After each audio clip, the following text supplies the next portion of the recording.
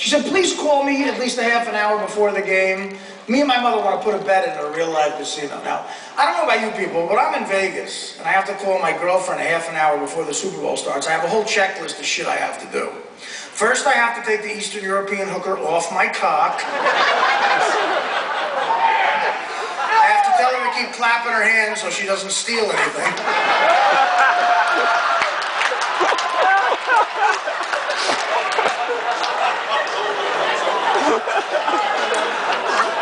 Guys, they steal. I wish I lied about that, but they will fucking rob you.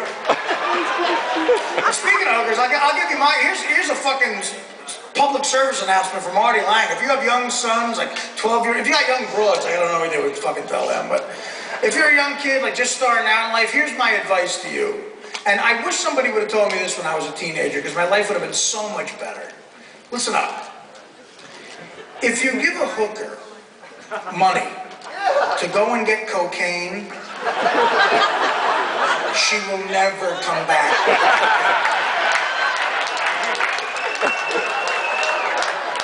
I'm going to say that again slowly.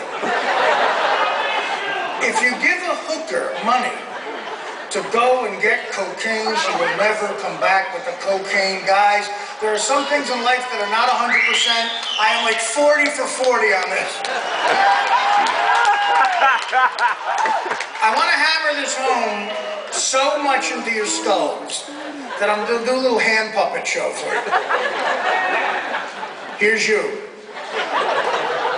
Here's a hooker. Rhonda, if I give you money to go and get cocaine, will you come back with the cocaine? Absolutely, baby.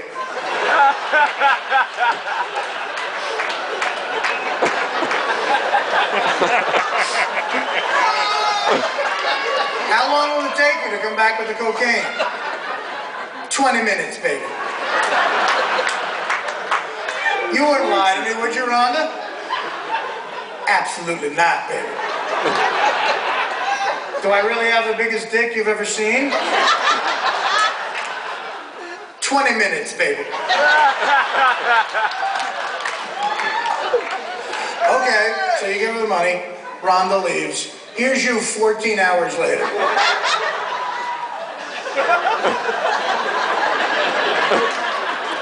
Where's Rhonda? With the cocaine. I'm watching Biography on A&E. And it's about Fleetwood Mac, so I want cocaine. Here's Rhonda at a strip club blowing LeBron James.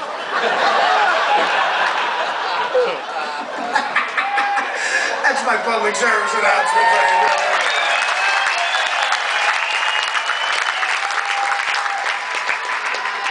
But I called my girlfriend from Vegas, and she says, we looked at the paper all day, and we decided we want $50 on the under. I told her what the under over was, you know, the total amount of points in the game.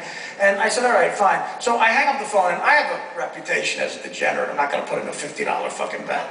So I wait 15 minutes, I get another Hummer, and I call her back. I go, sweetie, you're in $50 on the under. She goes, Mom, we're in. Just make the popcorn. We got a bet at a real live casino, $50 on the under. We're in. And I said, good luck, babe. And she said, but we want to pretend like we're with you, sweetie. What do you have a bet on so we can root with you?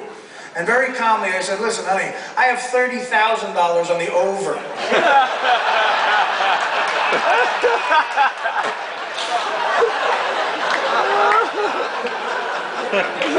Good luck to you and your bitch mother. Anyway. And that led to a fight. So we beat the Phillies. Fuck them, right? That's right.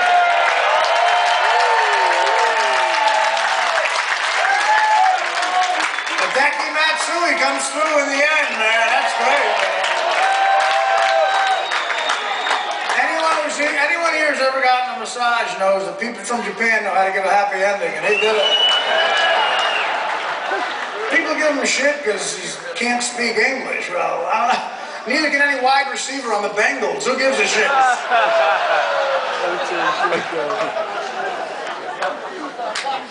I read in the newspaper that scientists in Florida are teaching certain dolphins how to speak. And Ricky Williams is up to full sentences now. So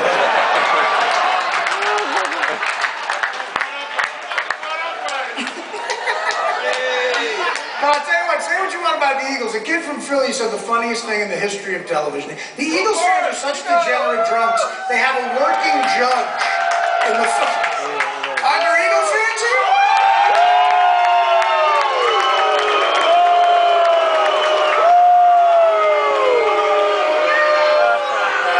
Thank you.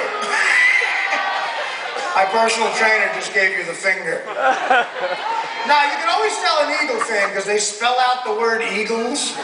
Like E-A-G-L-E-S, Eagle. It's like a spelling bee for morons. And then, like a spelling bee, you say, hey, okay, use the word Eagles in a sentence. All right, the Eagles have never won the Super Bowl.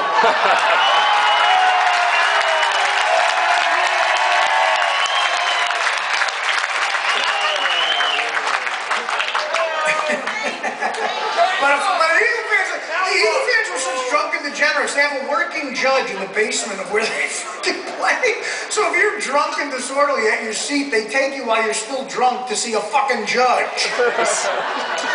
And the first time this happened, it was like on CNN and shit. The first kid they put in front of the judge was like ossified, blind drunk. He was so drunk, he's in front of a judge. He's so drunk, he's doing that thing where you move forwards and backwards at the same time. Like...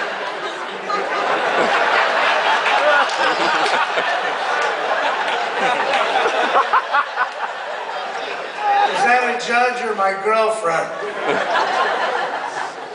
And the judge starts yelling at him, like, the judge is like a Marine, he's like real conservative, he's like, there are children here, I'm gonna throw the book at you. But before I do, I'm gonna give you a chance in open court to say one thing to me in open court, and maybe I'll give you a lesser sentence. Now, facing jail time, God knows what else, drunk in front of a judge, this was this kid's actual statement in open court. He looked at the judge and he went, Troy Aikman's a fag.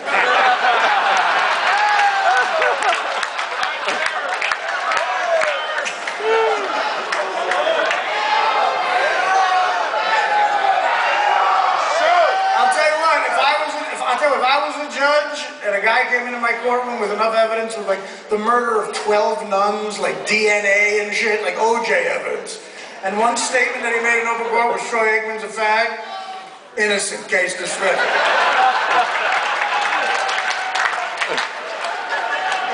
By the way, Troy Aikman's not a fag. I don't want to get a lawsuit. He's not a... No one's a fag anymore. No one's a wop. No one's a guinea. Everybody's something American. Everything's politically correct. Everybody's something American. Now, stuff is so politically correct. Kids now, when they go to buy fireworks on Canal Street, have to buy African American chasers.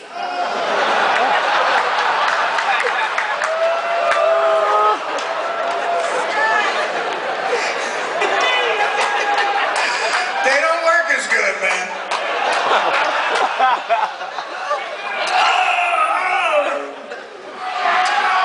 Everything's funny! So I've been on the Howard Stern show for 8 years now.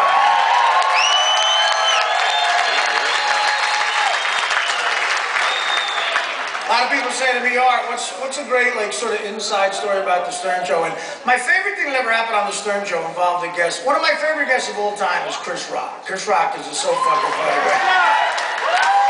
After Howard announced that he was getting married again, Rock came into Sirius and said, "You're going back to Shawshank? You was out of Shawshank, now you're going back to fucking Shawshank." During a commercial once, Chris Rock told us that his wife was hanging out with Eddie Murphy's wife, and he was all upset because every time she came home from hanging out with Eddie Murphy's wife, she'd be like, "Honey, how come we don't have a private jet?" And I'd be like, "That's because I wasn't in Dr. Doolittle 1, 2, 3. Honey, how come we don't have 8 nannies? That's because I wasn't in Beverly Hills Cop 1, 2, 3. But Rock was on when we were on regular radio, and he's just smart and funny and just the best. And Howard does like a half-an-hour interview with him, and it's a great interview. And then Howard says to Chris, "Hey, let's open up the phones and see what the callers want to say to you." And Rock, who knows how the show operates, goes, "Here's where I get called a nigga."